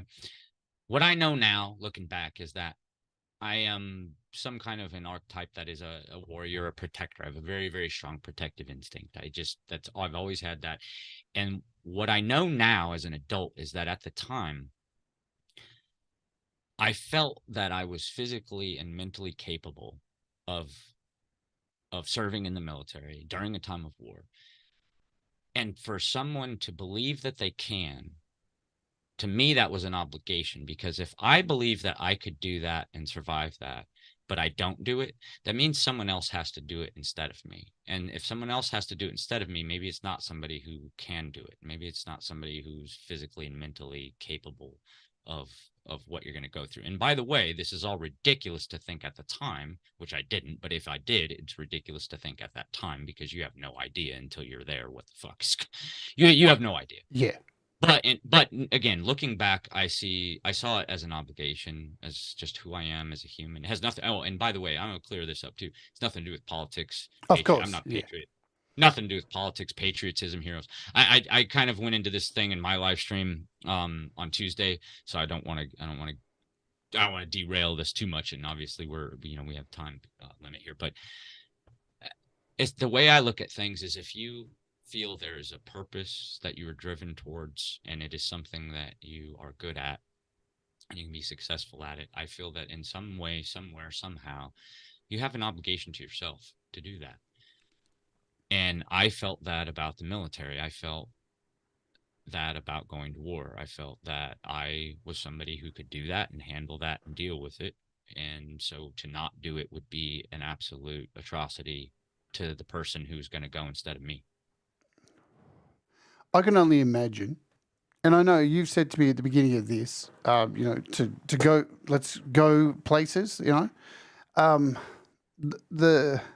be involved in combat, and I've listened to a lot of your songs, and even in the songs, man, you're talking about flashbang and heads ducking and bodies dropping, and to be clear, too, blooding. The last 2 minutes that I cannot confirm or deny, that is my helmet cam footage from 2005 and 06 in Task Force Orange. Dude, I cannot confirm nor deny that is my helmet cam footage I used in that video. Now, before I proceed with this, because I'm trying to be as careful as possible at the same time, right? Because not for my sake. No, for people's sake. Right. Just the concept of in war killing somebody. Mm-hmm. The first time it happens, what goes through your mind? Nothing. It's all later. Right. Because the reality is death in combat is probably very different than death that's experienced, even if it's sudden and traumatic outside of that environment. I don't mean to say that when you go to combat, you expect to see death and stuff like that, because frankly, until you experience those things, you have no idea what you're ready for or ready to deal with. But the other reality of combat is generally when something happens where someone's life is taken, there's so much other chaos and shit going on. You're not processing it in the moment. Frankly, if you're trained right, you didn't think about it anyway. You just reacted to whatever was happening that you had to do. Yeah. So you're not really thinking to begin with. Now the problem, this is funny. It's not funny. I am saying this is funny. A psychologist told me one time when I was finally getting medically retired from the military, the psychologist that I was dealing with, she said one of the greatest things I've ever fucking heard in my life. She looked me in the eye. This is one of the greatest human beings I've ever met, by the way, too. Probably somebody who's responsible for me being alive right now. She said to me, Mike, she's like, if you fucking idiots would just sit down for 5 minutes and talk about what just happened every time you go out on op or patrol, you'd all be the fucking healthiest people that fucking walk the face of the earth. So, but you idiots, you go out on patrol, you go out on op, you go on HVT interdict, you fucking kick doors down, smoke some people, come back and you clean your weapons and watch fucking porn. Of course you're fucked up. Of course you'd fucking leave this in a mess. Like if you just came back and sat down in a circle and told everybody how you felt for 5 minutes, just pretend it's okay to be sensitive little infantrymen and told each other how you feel, you guys would be fine. But you idiots go back and you clean your weapons and you pretend it's cool that you just went and fucking smoked somebody, and then you watch porn and jerk off, and then you go to bed and have nightmares for the rest of your life, and you wonder why. Look, because they don't train. Look, they train you to kill. Let's be honest, right? But they don't train you how to deal with it afterwards. Is that true? There's no training whatsoever for that? I can say this: in the United States, as bad as the VA is, as bad as the military is, as much as I'm not going to get into it, but I'll just say this: in the United States, there is nothing about our government that is here to help you. Okay. Mm-hmm. So anything that happens is just superficial. But I will say this: the Vietnam era vets paved a much better road for the GWAT guys like me to walk down. And what I mean by that is, look, if you're getting like, if you have issues, and like me, I got medically retired. All right. A lot of things. One of them, PTSD, was the determining factor for medically retiring me. Now, when that happens now, or at the time, this is in 2013 when this process started for me, I spent about 9 months still on active duty where I didn't really go to work. Every day I went to classes. I did a 4-month intensive outpatient, 5-day-a-week, 6 hours a day therapy program. You go to classes on writing resumes. Essentially, they get you all set up so that, as long as as long as you're a reasonably intelligent person with a little bit of motivation, you should be okay when you get out. Whereas, before GWAT, and by the way, I mean global war and terror. Before GWAT, when you got out, they literally took you to the gate of the installation and said, good luck. Yeah. That was how you got out of the military. Like prison. And it didn't matter. You could get out of the military for a medical reason. You didn't immediately get any benefits. You had to get out, then go start dealing with the VA for 2, 3, 5 years and hopefully get some money. The way they do it now is it actually works well because they set you up with the VA before you're even out. So like when I got out of the military, I had maybe 25 days of leave left over. So my last day in the military was actually my birthday, June 11, 2014, but I was already out, like gone for, a month. The very last day that I got paid from the military, the next week I got paid by the VA in my retirement disability. So the way it works now is night and day better than what it was for every generation before me. Yep. So there should be eternal gratitude from guys like me, and in terms of that. But it's still a nightmare. It's still a nightmare. So you were infantry and you served Iraq and Afghanistan. I can't even, my mind can't even fathom. I mean, I remember watching, I think when it was the Iraq war and they televised it, and they had helmets on, cameras on journalists' helmets and hats and stuff. And I remember watching it even here in Australia and just going, what the fuck, man? I felt like that was probably the closest I'll ever get to it. But even watching along myself was like, oh my God, I feel like this is too real to even sit back and watch. There's no way I can possibly imagine what it's like to see. Well, while all of it's going on, for one, like I said, dude, a lot of it going on is, and I actually, I apologize. I just interrupted you. No. I'm just, my brain's still trying to, I want to hear your story, man. That's what this is about. I'm irrelevant here. I'm trying to be mindful. Yeah, I'm irrelevant. And I know you're absolutely not irrelevant, but I understand what you mean. So like I said, a lot of things are reactionary, and if you have good training, a lot of it you don't have to think, it just happens. But you get calloused. I mean, look, people would be mortified to hear 10 minutes of conversation of me and like 3 of my buddies joking around about stuff. Yeah. Most people would be mortified to hear the things that come out of our mouth. But it's just the life we led. It's the life we led, and you get calloused. I mean, I don't know. I don't know how else to really describe it other than that. You get calloused by it. And then, of course, I think there are people, again, that are probably have more of a predisposition to be able to deal with it. Guys that don't, or whoever, whatever. People who do and people who don't. And to be frank, as strange as it may sound, some of the symptoms of post-traumatic stress are actually extremely beneficial in combat. I mean, hypervigilance is one of the most severe symptoms, and it pays to be hypervigilant when everybody wants to kill you. So I think part of the reason too, while you're still active duty, it's difficult to get diagnosis and it's difficult to get deal with, is because frankly, guys like me were by the time when I went to Afghanistan, which is my last deployment in Afghanistan, I mean, a guy like, I was already fucked, in my head. I was a mess, fuck up, and just a drink, alcoholic and a fuck up. But the reality was, though, on the battlefield, like, I was an asset because I was a fucked up mess and didn't give a shit. I'll walk around there. I don't want to get to too many stories, but I mean, just like, I mean, I was in a part of Afghanistan one time, an element that I took my platoon up to go assist. We were in a fight for about 16 hours with the Taliban. And at certain points in time, there's literally, I don't know, thousands of rounds from hundreds of PKMs, AK-47s firing all around. I just walking around. I didn't even have my helmet on. Just walking around. Everybody else is in. But like, you get to a point where it's just like, yeah, this is just life. This is life. If it hits me, it hits me. Hopefully it catches my plate. Maybe it doesn't. I don't know. But like, you just, and to be frank, to be good at it, you have to do that, because at the end of the day, if you go, like, when you go into a gunfight, it really boils down to who actually puts that optic on that person's body and squeezes the trigger. Because the reality is, actually, most people don't. Most people actually, most soldiers in combat do not intentionally engage another human being. They may shoot in their direction, things like that, but most people don't have it in them to kill. Even if you are a soldier in a combat zone. In fact, World War II, about 55% of soldiers that engaged in active combat never fired their weapon at a person.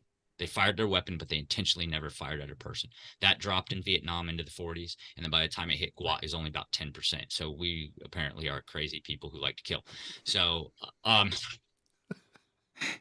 the reality is, most soldiers, the average infantryman anywhere in the world, the average infantryman anywhere in the world doesn't really actually have it in them to take the life. They have it in them to do all the other stuff, and they have it in them to pull the trigger and all that, but they don't have it in them to look through the optics, stare at somebody's body, and squeeze that trigger knowing you're going to fucking kill them. Most people don't actually have that. And I would say that's probably a good thing. Yeah, I was just going to say, it's one probably a good thing. One saving grace. Yeah. I mean, it's interesting because, you know, we're already talking about heavy stuff here. So YouTube, you be kind. Don't attack my video. But you know, this is stuff that is not. Anyway, YouTube, whatever. But you know, you see a lot of people who. Let's just take an example, like offenders. Will get jobs as or fall into a place of a church or a child care or stuff like that because it's easy for them. I don't see that many serial killers are signing up for the military. No. There are definitely guys that are border on sociopathy for sure. For sure, but that's not a serial killer. I mean, that's not a serial killer. You know. Yeah. No, exactly. I mean, but I think that probably is like an attraction. I mean, I've had two guys that work for me very specifically that I remember. In fact, my last deployment, my sniper team, my shooter. I mean, he wasn't a crazy person. Like, he's not some. In fact, he's a police officer now, and a very good one. But you know, he bordered on sociopathy. He definitely didn't feel a lot about anything, but he also had compassion when, you know, to a certain degree. But at the end of the day, these things that happen just happen. We don't know until we're there. You know, you don't know until you're there what you are. Yeah, it's a fascinating subject because, you know, there are some people out there who can't split apart the way we are as a species and the powers that be that generate these wars from the people who go in and fight the wars for those in power. Absolutely. And until we, you know, I mean, we could have an 8-hour conversation on, you know, forget left and right, all this bullshit. Right. The people in power don't give a fuck about us, and they create wars for their own gain. Yeah. And it's such a disgusting thing that, you know, so many lives are treated like so little, when here we are talking about the micromanagement of how we're all afraid to die. And yet these people at the top are just willing to go, well, let's just throw these people into the pit. Yeah, absolutely. Well, here to, I guess, I kind of wanted to shed a little bit more light on it as my feelings, my perspective. Absolutely. It's your show, mate. People, I think that, again, to go along with what I talked about with like my obligation, just my own self-imposed obligation, you know, to join the military. I think that we find something can give us purpose. I don't believe that there is inherent purpose. I believe that we find purpose or we give it to ourselves or whatever. And I think when you find something that you can do and do it well and do it expertly, there's just a part of me that feels you're obligated to. And I as another thing, again, I apologize to anybody who was there in my live stream on Tuesday, but all the guys I know, my very, very, very, very best friend, brother to me. I love him as much as my kids. In fact, I joke around in that I love him more than my kids. He's about 3 years from retirement. He's a member of Combat Applications Group, which is what most of you would know as Delta Force. And those guys aren't fucking political at all. Those guys aren't patriots or heroes or political. I explained this on that, and I'll just do it again real quick. Absolutely. They don't give a fuck about any of it. What those guys are guys who realize that they have very, very, very specific skill sets that most people do not do. And they feel that, like I did, that it's their obligation to do the things that they were gifted with, whether it's by themselves, but whatever. Again, I don't care where something comes from, whether it comes from within, comes from God, the universe, inside yourself. I don't care where it comes from. But I just feel that there are certain things people have a predisposition towards. And all those guys, like you talk to my friend who is a member. This is the preeminent tier 1 special operations unit in the world. And if you asked him if he was a conservative or a liberal, you know what he'd say? No. That's it. That's all he'd say. No. Yeah. And then he wouldn't even really want to talk to you much more because he realized you want to talk about politics. And unfortunately, this is an unfortunate thing. Guys like me, guys like him, we understand the reality of the world and the politics that people think are important, that they think they're doing something by voicing their opinion, and none of it matters. I mean, I'm really sorry if I disappoint anybody, but nothing you put on Facebook means much to anybody that's actually doing anything that controls the world. Activism is masturbation. Now, it doesn't mean that you shouldn't be active. It doesn't mean that you shouldn't be passionate about things, and it doesn't mean that you shouldn't do activism if it's something that you feel you should do. But in my opinion, it's masturbation.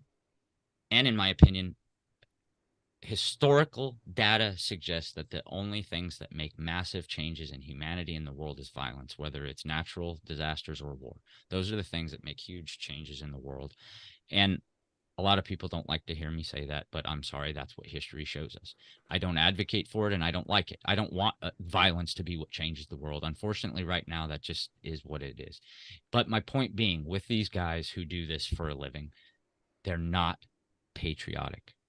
The guys at the top of the tiers, many people in many militaries all over the world are very patriotic. The guys that are in special operations units are not really that patriotic, and they don't want to talk about politics, and they don't care. They just understand that they can do things that 99.99999% of the rest of humanity can't, and they're things that are going to be done, and they're things, sometimes they are things that need to be done, whether we like them or not. And they can do them, and almost everyone else on planet Earth can't. So they do. Not to question why, but to do and die, blah, blah, blah, all that shit. I love these conversations, and I love hearing opinions and all of this stuff. And remember, don't get upset, folks. Mike said it very clearly. It's my opinion, and I have to agree. Like, through history, this is how things have happened. Can we change it? I would love to. Man, I think we can. I think there's a lot of things we can change. I mean, it feels like it's out of reach, but one stone at a time. Absolutely. Let's play. And I think that go. I just real quick thing, because I know a lot of that was fucking dark and fucking Mike likes war. No, we knew we were going to go here today. We knew. Once again, when I say I think something is true, it doesn't mean I like it. No. I simply accept everything I can't control. I say it again. I accept everything I can't control. Yeah. And I'll leave it at that. Yep. Let's play a song. This is Burden That I Keep. I think it's going to say everything we need to.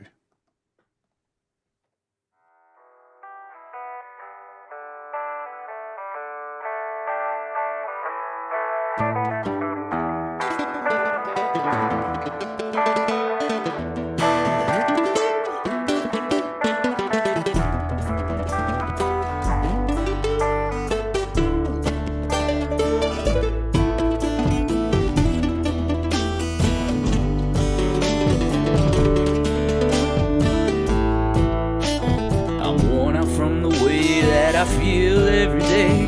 I'm tired of the way that I see everything. Each moment that comes makes me think it's all okay. I'm reminded of each day that took it all away, and I can feel it stare and the weight on my chest. I can taste it in the air with every single breath. He's my foe and my friend, the beginning and the end. Never lied, no misspoke, never had to pretend. And all of the things he's taken from me had a grin like a gift meant to set me free. Yeah, he set me free. Let me tell you about my friend, Here's the feeling you have in the night when you clench your fist tight. Terror and fright overwhelm you despite your locked doors. Prayers are poured, knees on the floor trying to settle the score with blood from raising your wrist. Don't even try to resist, cause his hunger persists. On the souls of my enemies I subsist.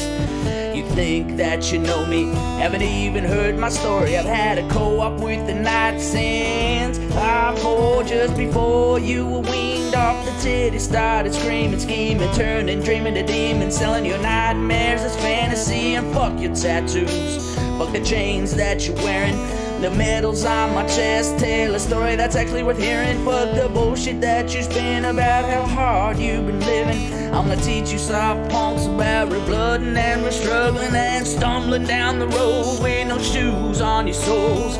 Stumbling through your life, wondering where your soul goes. Yeah, wondering where your soul goes while you wander down the road. While you wander endlessly, ruminating, anticipating, anxiously waiting for meaning to enter your life. I've already made mine, accepting and participating by relating to the darkness that I see. It doesn't exist externally, it resides deep within me. Yeah, it resides within me. It's the burden that I keep, that I keep, that I keep, that I keep, that I keep.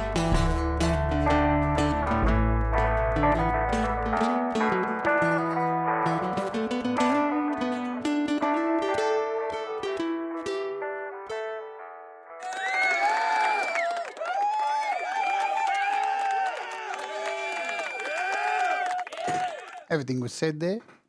I love that song. I really love that song. I remember the first time I heard it, I was just like, this is where I hear, it's just hard hitting. I hear the hip hop, I hear the truth, the pain, and that's what music's about to me. Like something that you can convey something that is incredibly hard to explain with words, and just through the beautiful sound of music.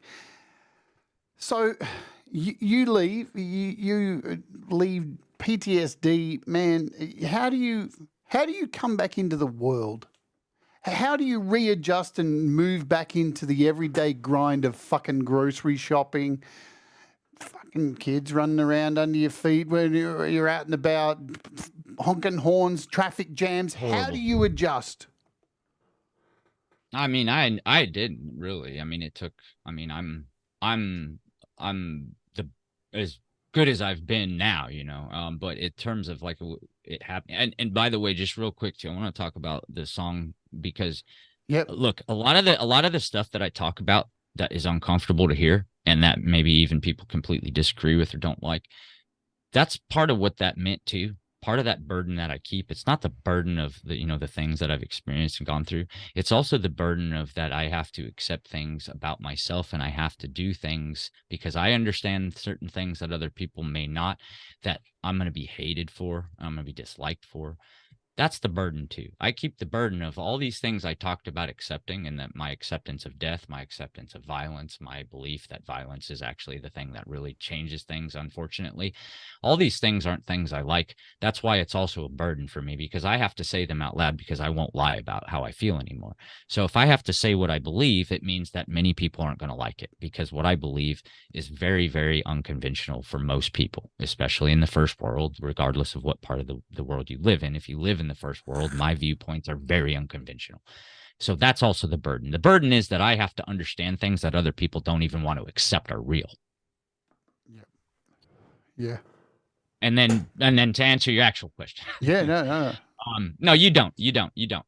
I mean, as healthy as I am right now, and I am very, very healthy right now, I'm still hyper. I know where every door is in every fucking building I've ever walked into in the last 12 years. I know where every door is. If I go in somewhere, I know who's there. I know how many people are there and where they are. I know I can look at somebody and I know right away whether the folder in their back pocket is something they're going to pull out if they had to or not. I know when I look at somebody if they've probably got a fucking pistol in their truck. These things don't ever go away and they just exist, and you just have to learn how to coexist with them. You don't integrate, you don't adjust, you don't become a civilian again. Yeah. You learn how to be a soldier around civilians. You don't become one. I'm never going to be like most people. Look, in the United States, less than 1% of our population participated in the global war on terror. And of that 1%, less than 1% of those people are in a combat MOS, as in, i.e., infantry, special operations, Cav Scout, something like that. And of those people, less than 1% experience actual combat in theater. So the idea that I'm going to integrate and anybody else on this planet is going to understand me is a ridiculous fucking thought to have in the first place. Why would anybody understand me when I'm less than 1% of less than 1% of less than 1%? Of course you don't fucking understand me. Of course I'm not integrated. I know how to deal. I know how to accept. I know how to catch myself. What the difference is between the symptoms of PTSD for me now and the symptoms before is nothing to do with severity. My symptoms are as severe as they ever were. The difference is that I know how to recognize them. I know what to do when I'm having them. And honestly, at this point, I'm mindful enough. I can usually catch something before it even starts because I know that something might do this to me. So it has nothing to do with integrating. It has to do with coexisting. I coexist with everybody else. I coexist with humanity. I am not a part of humanity. I'm different. That is why, and I don't mean that boastfully. That is not an arrogant statement. It is actually a statement of humility, because I understand what most people don't understand is that someone like me, I have to do things that most people can't do, sometimes things that need to be done, but I have no illusion that I am a member of that society that might benefit from the horrible things I have to do. I have to do the horrible things so that everybody else doesn't have to do those horrible things, one, and two, so that hopefully sometimes they benefit from the things that I've done. But I'm not meant to be there. Yeah. I'm meant to do the thing so that you all can be there. That's what I'm here for. I'm not here to be there. I'm here to make the world something safer, hopefully, to protect people who can't protect themselves. And if I can do that, that's my only job. That's my place in society. And in fact, I still do. That's one of my other businesses I do is private security for like celebrity artists, music artists, and athletes and stuff like that. Because that's what my job is. My job on this planet is to protect people from things they can't protect themselves from and nothing else. I'm not here to enjoy society as it is, even if, say, the actions of the last war made society perfect. Well, that doesn't mean I get to come enjoy it. I got to be a part of the horrible thing that had to build it, and that was my purpose, and that's it. So I don't look at it like integrating anymore. I don't need to integrate. I'm not meant to integrate. That's not my place in this world. Well, I see also you are a fantastic musician in this world. And we talked about this on DOA's show about regrets. And I think we talked about having no regrets. I have no regrets, things that have happened in my life. I know some people dwell on regrets. But if, some of these horrid things hadn't have happened in my life, I wouldn't be the person I am today and musician. Yep. How has it been, once you integrate and deal with the struggles that come afterwards, how's it been like releasing music and then finding YouTube and having this audience now that you can talk about all this stuff? Is that even a greater part of your healing, not only with having to, seek medical help and all that? How's that been for you mentally, having YouTube and music and all this? Actually at the beginning it made things worse because right. I wasn't in a healthy enough place to understand how unhealthy it is to seek validation in social media and all that kind of stuff. Yep. So at the beginning, I did kind of look at that. I wanted to see how many people listened and how many people liked and who's looking and who. And so honestly, in the beginning, it was probably kind of unhealthy for me. Now I'm at a point where, again, I truly don't care, and I accept things, and I don't look at, I look at things, but I don't worry about them. But it. I'm sorry, I just totally lost my train of thought. Well, where I'm heading there is I see you kind of doing what I'm doing and some other channels. You have been shining spotlights on other artists, not only yeah. yourself. So you hit YouTube, you're making these music videos, and now you're turning to this world of like shining the light on other people. So how has this whole YouTube thing gone for you so far? And finding this community. I mean, I wouldn't have found you. I think it was. I can't remember who exactly it was. It was either probably 15th. It's probably 15th where I heard you the first time. It's so hard, man. There's so much music. It's so amazing. I know. Well, okay. Yeah, I'm sorry. I lost my train of thought. So now good. I'm back. Okay. I understand what you meant now. Okay. Yeah. So, yeah, it's definitely extremely beneficial. I'm glad to be able to, to add value to anyone's life if I can. I like that. I love music. Now, like the music reviews for me, the positive things that people have been getting out of it. I mean, as happy as I am that they are, for me, it's just I like listening to music. It's like listening to music. And I found, I guess, pretty early on, I didn't realize this, but I found that the thoughts I had on people's music was often things they'd never heard before. So I decided, okay, well, and I started with my own discography because that was to just get myself broke back into doing it. And then I realized too, like even with 15th Bend, as good of friends as we are, and as long as we've kind of been, interacting within the community and speaking with each other and music and everything, I realized when I started doing it how much of his music I'd never heard. I was like, man, I know this guy. I've been listening to I listen to everything he does, and then I start doing his discography. I'm like, fuck, I haven't heard any of this. And so, it's a lot of fun because I like hearing stuff like that, being surprised for the first time, and again, I just.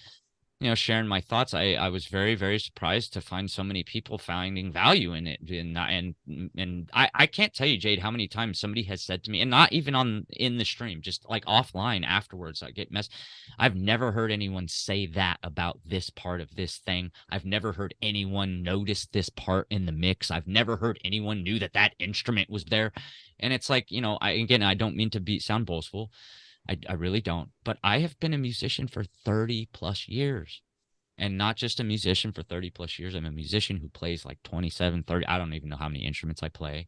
I have no idea. And I've been playing so many different genres of music and listening to so many different genres of music. I hear everything. And I guess people have found value in it. And so I'm very, very grateful, and I'm very happy to continue to add that value if people are interested. But as far as me, no, it's actually very difficult for me. I'm extremely introverted. And although I accept all things, I'm uncomfortable mostly when I'm live streaming, to some degree, just the social aspect of it. And I'm getting much better, and my acceptance, that I guess that's probably where I still need the most work with acceptance, is within social, interactions. I'm not worried about validation or judgment as much, but I still just feel a little uncomfortable. And some of it is that I know that I say things and I do things that people don't understand and probably cause some people even pain. And I don't mean that I cause that intentionally, of course, but I'm sure it does, with the way that I view the world and the things that I say, probably hurts some people. And I don't want to do that. So if I can do other things that make people feel good, then I will. Dude, I love your raw honesty. I think it's, it's a thing. I've struggled a lot with my raw honesty. I try and be as honest as I possibly can about everything. I can't be as dark as what I used to be here on YouTube. Well, let me just say, when you're trans, you tend to like either go down one path. You play a victim, or you go extremely dark. And my humor is extremely edgy and dark. And off here, sometimes, I wouldn't say certain jokes. So, I'd say on here, but honesty is the best policy, I think, for an artist. And and sometimes honesty hurts. It really does, and that is just where we're at. We could go into woke stuff. I'm not going to do that today because, I think it's something that doesn't need to be discussed. I want to play a couple more songs. So I want to play your new single, and then I want to find out quickly how you make music and then do our last two questions. This is the latest single you've dropped called Remember When. Do you want to tell us quickly about this, and then we'll throw to it? Yep, real quick. So the lyrics and oh man, I always say real quick. Real quick, and then fucking 10 hours later. We've got time. Real quick. Just so people know, it's actually vocals and lyrics is the hardest part of music for me. And most of my vocal stuff or most of my lyrics are things that just pop into my head and they happen in 5 minutes. I can't sit down and write, and it's something I have to work on. But anyway, so there's so much to say, but I don't want to. Okay. I don't want to take too much time. Anyways, this song, the lyrics I wrote in 2 minutes. It just popped into me. I was like, hold on, I'm fucking thinking about something. And then I started writing. I wrote the lyrics in about 2 minutes. I wrote music for it, and I couldn't sing it. I could not sing. I couldn't find the pocket. I don't know. I changed keys. I did all kinds of things. I couldn't fucking sing it. Then I started working on another little acoustic piece that had nothing to do with it. And one day I woke up and I said, wait, hold the fuck on. I took the other acoustic piece, which, by the way, is completely different than the one I had originally, and I tried to sing over it, and that was my first take, what you hear right now. All right. Let's do it. You ready, guys? I am. Boom. I remember those cruise rides, cassette adapter disc, and hope the anti-skip is working all right tonight. Cause a girl I've been chasing's finally sitting to my right. End of the night, 200 horses 25 years ago. 87-cent gas.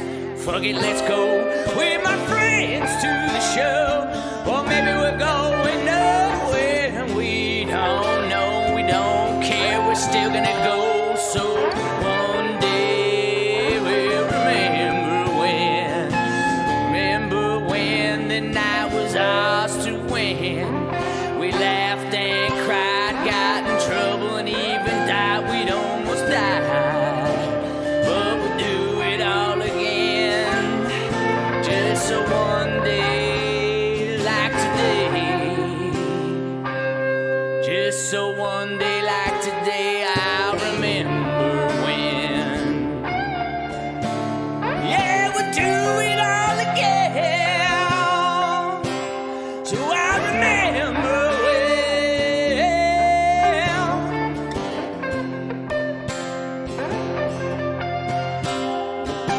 end of the night, 200 horses 25 years ago. 87-cent gas. Okay, let's go. Oh, I remember when. Oh, I remember the night was ours to win.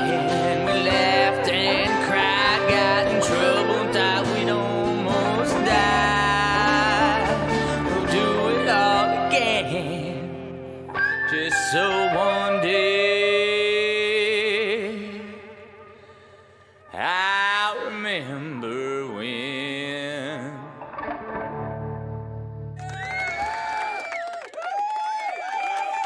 Man, that is another killer song. One of my happy songs.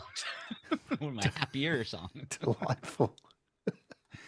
I saw Ed say something about your link wasn't working in my description. I went back and updated it. Hopefully it is working now. It's the right link. I just copied it from YouTube, so hopefully that fixes that. Thank you, Development of a Void, for the super chat. Maybe they shut me down. Yeah, maybe. No, it loaded for me. And thank you also, 15th Bend, who donated earlier as well. What do you use to make music? Is it a PC? Is it a Mac? What kind of audio interface? What are you making music with? Yeah, I use PC. It's kind of strange actually. I've been an iPhone user like since iPhones came out. I can't use a Mac. I'm horrible. I've tried. I'm horrible. So I'm a PC guy. I am a PC guy. But I use PreSonus for my stuff. I have an PreSonus Audio Box 96, and I use Studio One Professional now. Is what I do with my recording. It's a great tool. Studio One's awesome. It really is. I love it. I absolutely love it. This shows how to app on iOS, and I see some people have asked to come on the show, and they're like, "But I don't use iOS." I'm like, "Trust me, I am such not a snob of what people use. I use iOS because it just was a thing, and you shouldn't be a snob about stuff like that. It's about the product that's about what you make. It doesn't. The journey means shit. It's your personal journey. Whatever you use, they're just tools." Whatever floats your boat. And I swear, I say it all the time, if you're around people that get bent out of shape over what you use, seriously, it's time to reevaluate that friendship because I'm glad we were onto this now too, because a while ago actually I saw somebody in the chat talking about the recording and sounding like professionally produced stuff. I record all my music in the tiny little corner of my house. The only thing I have that's really valuable is my Rode microphone. That's probably the most valuable thing I have, and other than my computer, it's my PCs, because I also do all my own artwork, all my own graphic art, all my own videos, everything I do. For people who don't know, I do everything myself. There is no one else that helps me. Nobody does anything for me. You have to these days. Yes. I play all the instruments, and to be clear, most of it's VST if it's outside of the guitar or keys, or if it's virtual. I've explained this before. Like on my album Home, I did actually rent instruments. Like all the violin, all the stringed instruments on that album are real. I played all those instruments.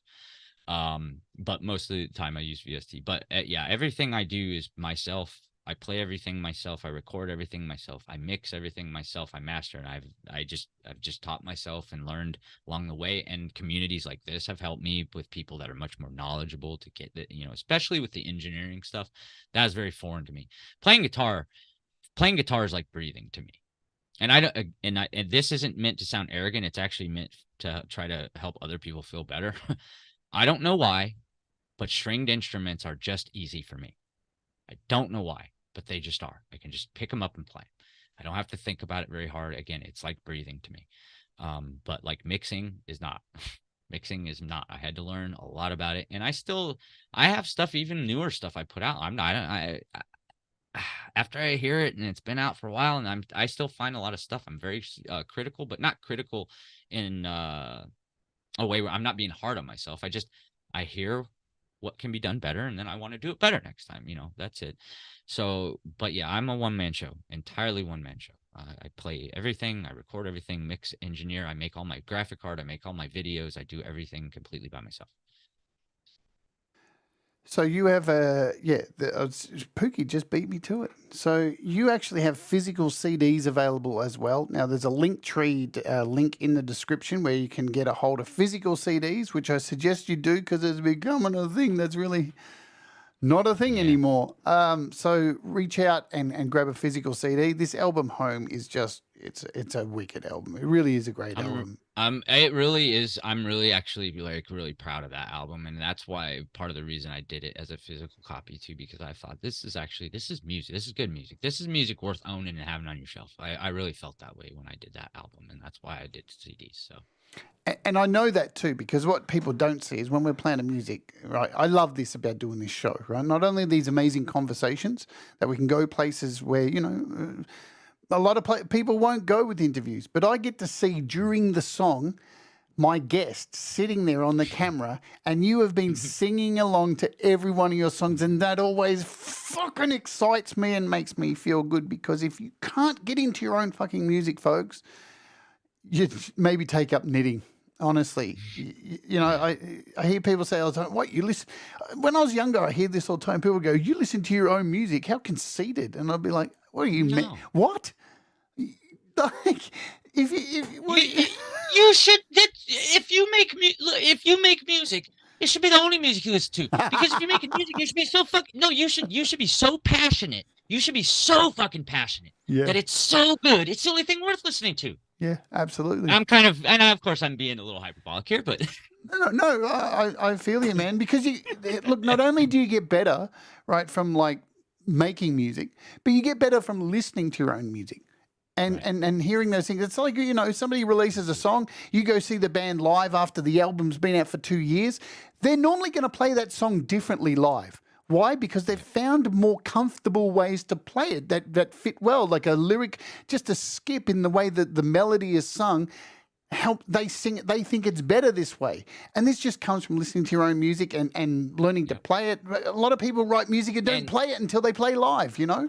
Right. And another thing for me is because I do love so much music so much. I'm also sometimes especially if I'm really into a writing mode or a recording mode, I don't want to listen to other stuff because I don't want undue influence. I don't want something that I hear to be so good that I don't even realize I do it in my own song, because I'm not dumb. Yeah. I'll be like, wow, I just heard the coolest thing. Huh, I must have recorded that. Yeah, I'm joking, but I feel uncomfortable sometimes when I'm listening to a lot of really good music when I'm making my own, because I don't want to take things out of other people's music other than what is naturally driven from me. Like, obviously there are people who say, yeah, I can hear Jimi Hendrix. I mean, I get that, you know, but I'm trying to not be, I don't know exactly how to articulate it, Jade, honestly, but there's certain times within the recording process where I don't really listen to a lot of other music because I need to be able to really zone in and critique my own shit, you know? Absolutely. We are at the end, folks. I've got 2 final questions which I ask everybody. Let's bang through them really quick and say, if you, Michael, was stuck on a desert island and you didn't have a soccer ball named Bruce, whatever it was called in the movie, to talk to, what album would you like to be with you? Django Reinhardt's first album. I don't remember what it's called. But Django Reinhardt's first album. I could listen to that man play jazz guitar infinitely and never be upset. There you go, folks. And if you were giving advice to somebody who was just starting out making music, when would be the best time for them to start? You shouldn't even be watching right now. You shouldn't be in here. If you want to make music, this is not what you should be doing. You should be making fucking music. So go. Thanks, Brad, for correcting me. I just like saying soccer ball because I know it upsets British people who call it football. Yeah, absolutely. I spent actually quite a bit of time with the Brits in Iraq one time. I'm sure you would have spent. Do you know any other languages? Oh, I'm always interested. I can speak a little bit of about 7. I can get like Spanish. I get really bad at speaking it, but I can understand almost every word. But then if I'm around it a lot, I fall right in. Like in a week, I sound like I live there. And then a little bit of Arabic. I can get by in combat in Arabic. I bet you know a lot of swear words in Arabic. Yeah, Farsi. Oh, it's funny. Very, very quick because I know we're right at the end. No, we're good. Quick, though. We're good. You just reminded me, asked me that, and then what we're talking about earlier. I've been in an engagement with a bunch of Iraqi soldiers next to me where literally the only words they know in English is how to tell me to fuck myself, and the only words I know in Arabic is basically to tell them that Muhammad sucks, and then we're laughing about it as we're fucking shooting other people. Anyway, no. Sorry, guys. No. Hey, look, this is the rawness. This is what happens. You know, hey. Yeah. I have no apologies for any of what we've done today.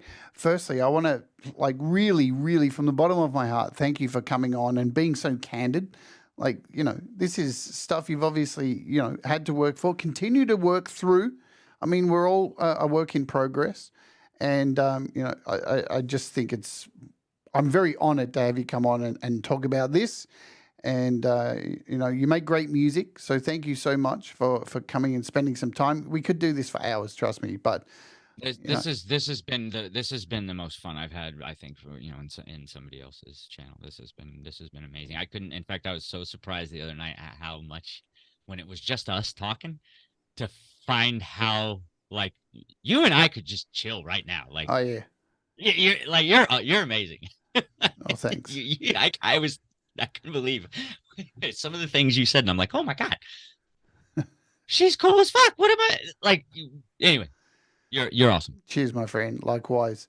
And I want to thank everybody here who's been hanging out today. You all rock. You all are fantastic people for hanging out and, absolutely for your comments and super chats and all that and the constant support here on the channel. I love you all so much. I just need to do a bit of housekeeping. Guys, tomorrow we have on the channel coming up, of course, Walk With Me. It's not finished yet. It will be finished today and will be up on the channel.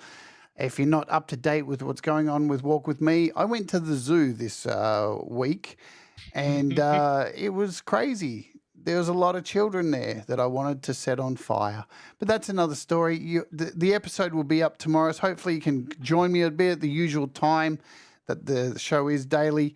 And the rest of the stuff you'll see up on the channel over the next day or so. All right, we're going to bounce today and we're going to go out with a track. There was a bunch more tracks I wanted to play, but we're going to end with this one because I just think the title says everything. This is called Like You Mean It. Tell us about this before we get the hell out of here. Okay, very quickly. This song is actually like the song version of like a short story I had written in my head, a sci-fi story about somebody in the future. We travel, we have interstellar travel, but it takes a long time. So you hibernate, but the technology actually isn't there to completely put you in hibernation. So you have to live in a virtual world while you're in this years of traveling. So most people actually spend half or more of their lives in the virtual world. And so you get to a point where you don't know the difference, or you get to a point where it's not real, but you don't care. So everything is just, whatever, like you say it like you mean it. I know it's not real, but I don't care. That's what the song is. All right, let's do it. Remember, folks, do the things that make you happy. Mistakes make you better. And we'll all rise together. Thank you, Michael, for hanging out with us. Thank you all here. It's been amazing. Thank you so much. Stay on the line with me so after the show ends, we can catch up. Yes, ma'am. I'm here. Let's. Oh, yeah.